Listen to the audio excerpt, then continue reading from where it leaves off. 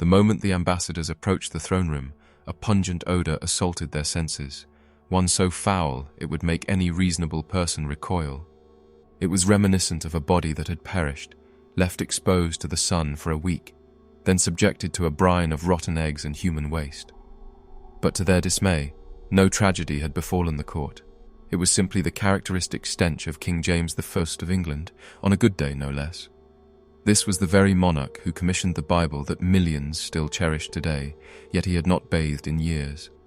His tongue was disproportionate, escaping his mouth in a perpetual drool, while his clothing was a veritable stage for lice, which could be seen leaping about like mini acrobats performing at a circus. And here's the startling twist. He was one of the more normal kings in a long line of eccentric rulers. The absurd truth is that absolute power often leads not to wisdom, but to bizarre behaviors and outlandish habits. Grant someone a golden throne and surround them with sycophants whose sole purpose is to flatter their ego, and you set the stage for some of the most deranged historical figures ever recorded. We're talking about rulers who genuinely believed they were made of glass, queens who indulged to the point of needing custom coffins shaped to their inflated forms, and emperors who attempted to elevate their horses to the status of senators. And no, that last example isn't even a metaphor pertaining to present-day politics, although it's strikingly relevant. Get ready, because in the next few minutes, we're diving deep into the unusual and often ridiculous behavior of ancient and medieval royalty. These 11 rulers displayed habits so peculiar, so wildly unhinged, that they make today's celebrities look like wholesome paragons of normalcy. Trust me, after learning about a king who met his end from laughing too hard at a joke about a deer, you'll think twice before complaining about your quirky co-worker again. Let's ease into this bizarre world, starting with number 11, Charles VI of France. While he may seem relatively tame compared to those who follow, his condition was nonetheless unsettling. Charles referred to his affliction as glass delusions, firmly believing that he was made of glass and would shatter if touched. Imagine this: the King of France, one of the most formidable rulers in medieval Europe, staggered around with iron rods sewn into his garments to prevent himself from breaking. He wouldn't allow anyone to make physical contact, took care to sit down slowly, and there were moments when he forgot he was even a king. His courtiers would gently remind him, "Your Majesty, it's time for the council meeting." To which he would respond, "I am. Why?" This wasn't entirely unusual for his era. Such delusions were somewhat common, known as scholars' melancholy. Apparently, overthinking could lead one to believe they were made of glass, which might explain many of the era's questionable decisions. At number 10 is Peter III of Russia, whose embarrassing habits were nothing short of shocking for an emperor. This grown man had a bizarre fascination with dolls, not as a collector, but as a child might play, creating voices for them and developing expansive narratives. And he wasn't doing this in private. No, he would drag his wife, the future Catherine the Great, along with his entire court, engaging them in these late-night doll escapades until 2 or 3 in the morning. Can you imagine being one of the most powerful women in Russia, and your husband insists you produce the voice for a toy soldier at 2 a.m.? "Come on, Catherine, make the cavalry charge sound nay." It's no wonder that she was allegedly involved in his assassination. Officially, he succumbed to hemorrhoidal colic, a rather elaborate term for excruciating butt pain. However, one has to wonder about the timing when your spouse, who forces you to play with dolls, mysteriously dies due to such discomfort. Beyond that, Peter had a peculiar obsession with Prussia. He insisted on dressing in Prussian military attire and conversing in German instead of Russian. Once, he even held a military trial for a rat that had gnawed through his toy soldiers, ultimately pardoning it for demonstrating proper Prussian discipline. This is the kind of reality one can expect when someone is given unchecked power.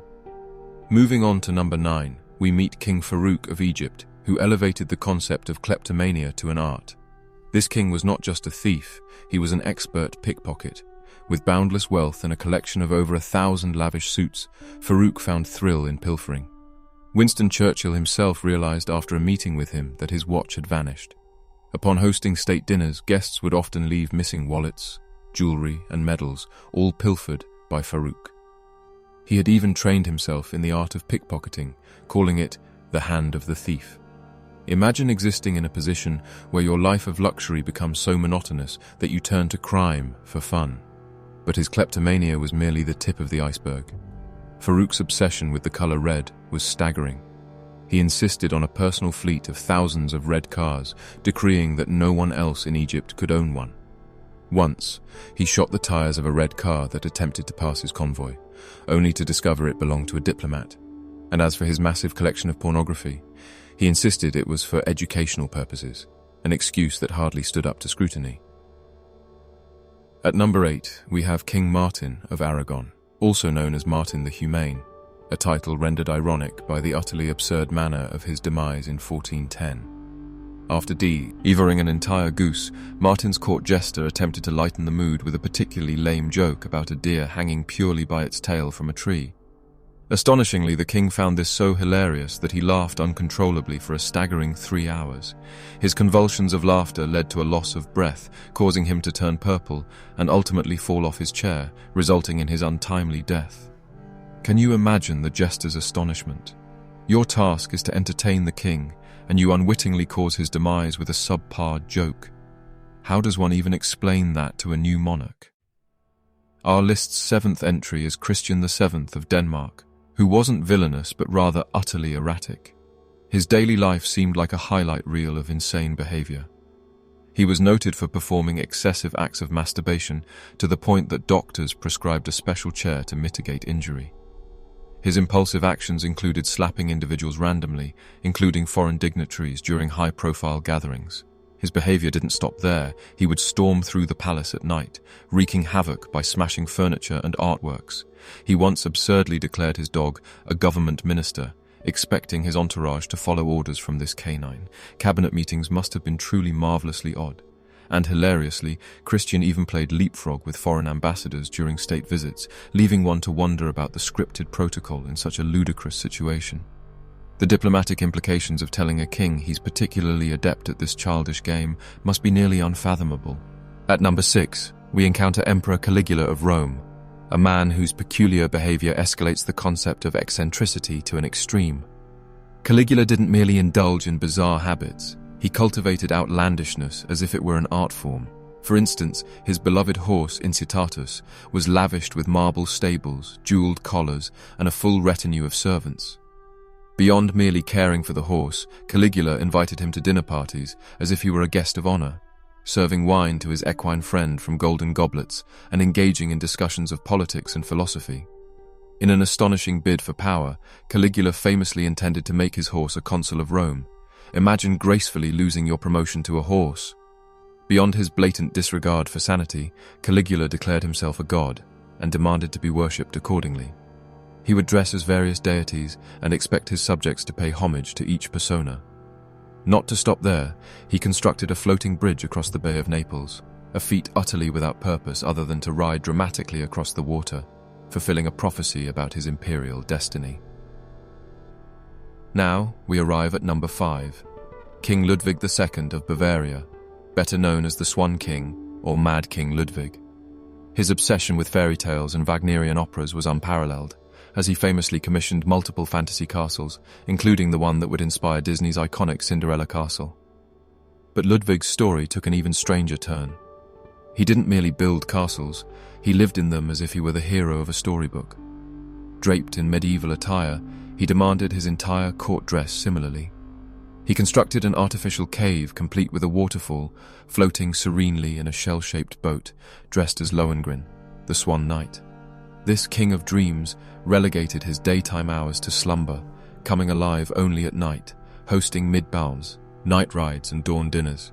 His servants were required to maintain these whimsical hours while he concocted imaginary dinner parties, engaging with the ghosts of long-deceased royals seated in empty chairs, as if they were conversing in earnest.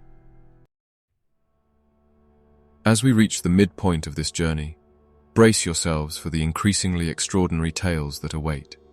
If you think conversing with empty chairs is odd, just wait until we delve deeper into the bizarre world of history's most eccentric royal figures.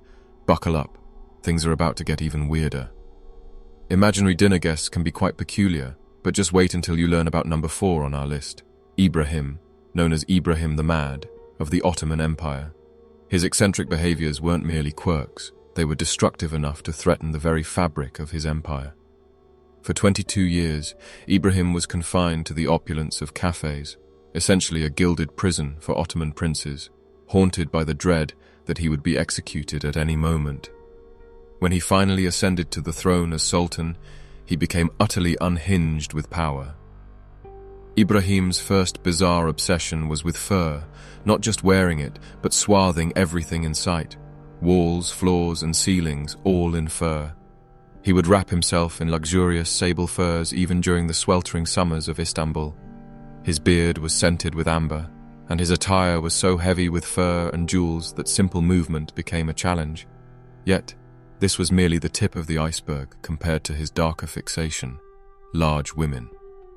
When I say large, I mean it in the extreme.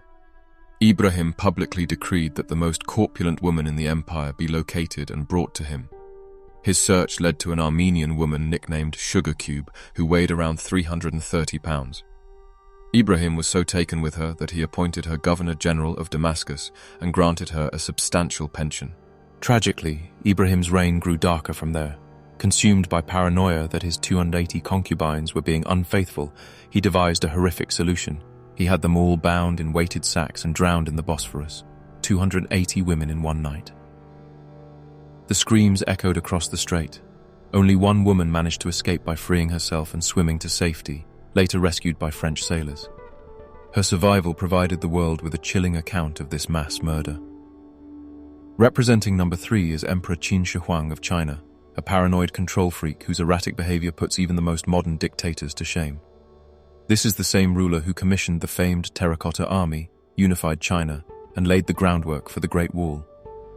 While his accomplishments are impressive, his descent into madness is equally notable. Terrified of death, he became obsessed with finding the fabled elixir of immortality. When his searches yielded no results, he resorted to alchemy, where he was convinced that mercury could grant him everlasting life.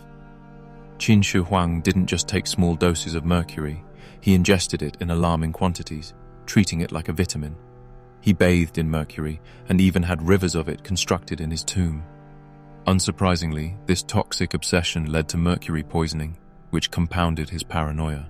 To safeguard himself from potential assassins, he ordered a vast network of secret tunnels to connect his 270 palaces, ensuring he could move undetected. He rarely slept in the same place twice, executing anyone who disclosed his location along with their entire families. The emperor also initiated an extensive literary purge, burning nearly all books that were not about agriculture, medicine, or prophecy. Scholars who stood against him faced dire consequences, with as many as 460 buried alive. He intended to make history start with him, but some brave scholars managed to hide texts, preserving a portion of ancient Chinese history.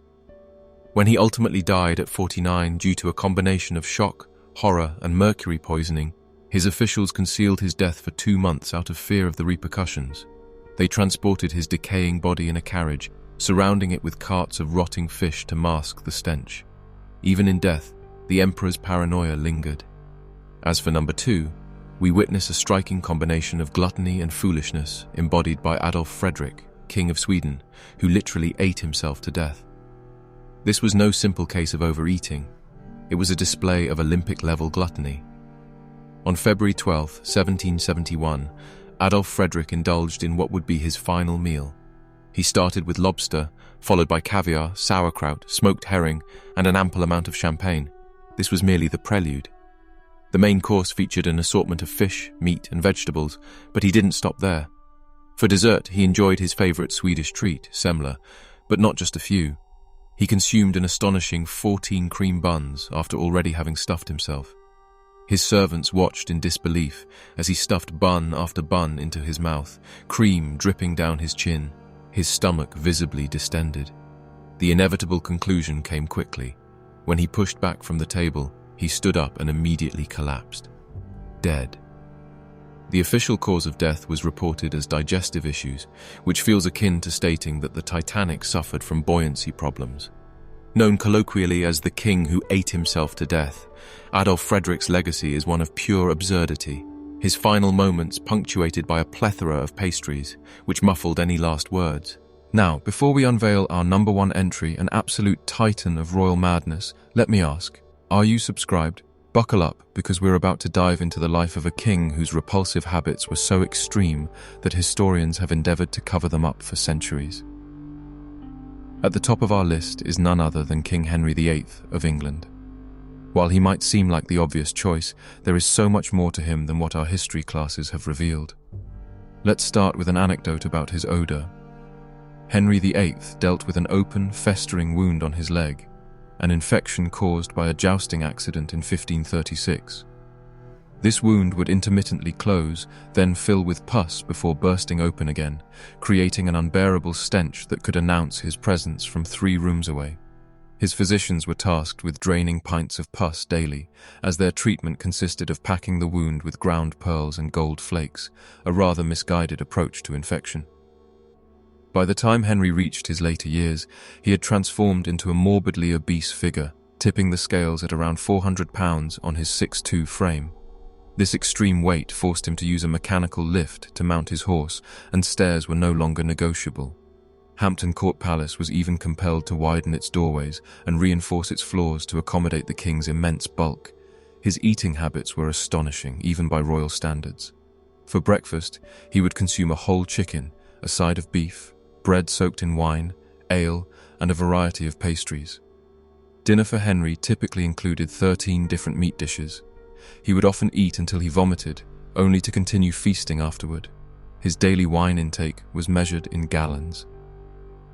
The situation in his bedroom was just as shocking. As his girth grew and his infected legs became increasingly incapacitated, he was unable to fulfill his marital duty, as unsurprisingly, he blamed his wives. Anne of Cleves was famously divorced because Henry alleged he could not consummate their marriage due to her looks. In reality, his obesity and infection made physical relationships impossible. But the most revolting aspect that many historians shy away from discussing is that Henry suspected he suffered from what we know today to be type 2 diabetes. This condition caused his urine to emit a sweet scent, attracting flies, compounding the foul odors stemming from his festering leg and poor hygiene. He believed that bathing was unhealthy, a decision that left him almost unbearably foul. By the time he reached his final days, Henry VIII was essentially a walking cesspool of infection.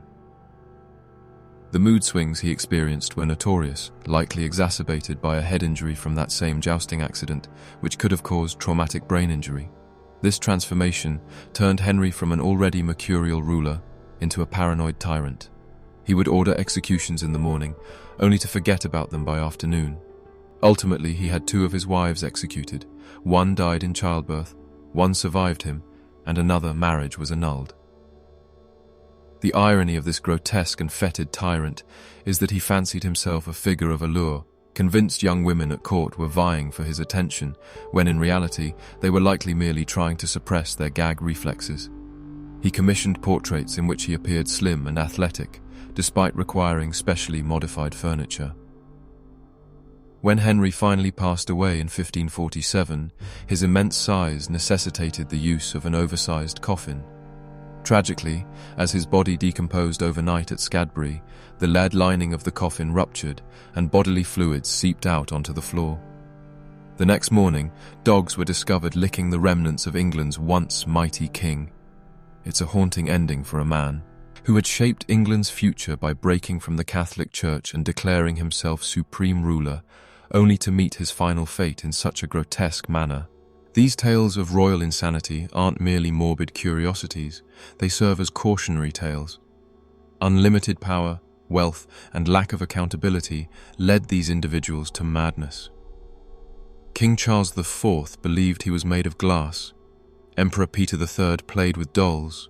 King Farouk turned to pickpocketing, and Martin committed the foolish act of laughing at a terrible joke until he died. The comparisons continue, from Christian II's violent outbursts to Caligula's attempts to make his horse a senator. Ibrahim drowned 280 women in one night, while Qin Shi Huang succumbed to mercury poisoning in pursuit of immortality. Adolf Frederick's life ended in a tragic feast, and Henry VIII became a grotesque symbol of decay. The conclusion is apparent. Giving someone absolute power often leads to an absolute loss of sanity. They stop bathing, experiment with toxic substances, decay from within, or quite literally burst from their own egos. So the next time you think your boss exhibits erratic behavior, remember that at least they aren't forcing you to play with dolls until dawn, promoting horses as management, or governing while believing they are made of glass. These historical figures wielded immense power and influence, and in the span of their reigns, they descended into absolute absurdity.